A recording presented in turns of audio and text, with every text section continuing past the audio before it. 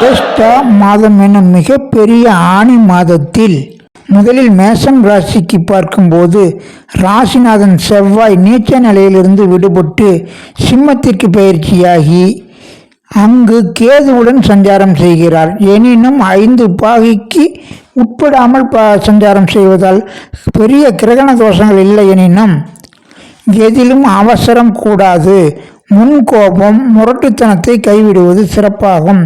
மேலும் ராசியில் சுக்கிரன் சஞ்சாரம் செய்வதால் எதையும் திட்டமிட்டு நிதானமுடன் செயல்பட்டால் சாதுரிய புத்தி யுக்தி மூலம் சிறப்பான அதிர்ஷ்ட பலன்களை பெற முடியும். மேலும் இந்த மாதத்தில் சூரியன் குரு சிவராஜ யோகமும் சூரியன் புதாத்திய யோகமும் வெற்றி ஸ்தானமான 3ஆம் இடத்தில் இருப்பதால் உங்களுக்கு அரசியல் துறைகளில் எதிர்பாராத உயர்வுகளும் அனுகூலங்களும் ஆதாயங்களும் சிறப்பாக இருக்கும். அசுப செலவுகள் அதிகம் ஏற்படும் வாய்ப்புண்டு. எனவே செலவுகளில் சிக்கனம் தேவை. அவசியமான செலவுகளை யோசித்து செலவு செய்வதும் சிறப்பாகும். பயணங்கள் முக்கியமான பயணங்களை மட்டும் செய்வது சிறப்பான மாதமாக இருக்கும்.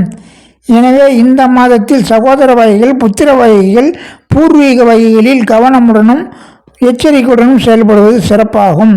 மேலும் இந்த மாதத்தில் உங்களுக்கு நல்ல பலன்கள் ஏற்படும் காலங்கள் என்று எடுத்துக்கொண்டால், முக்கியமாக சந்திராபலம் ஏற்படும் நாட்கள் என்று எடுத்துக்கொண்டால் ஜூன் 16ஆம் தேதி, அதாவது ஆணி மாதம் 2ஆம் தேதி பகல் 1:10 முதல்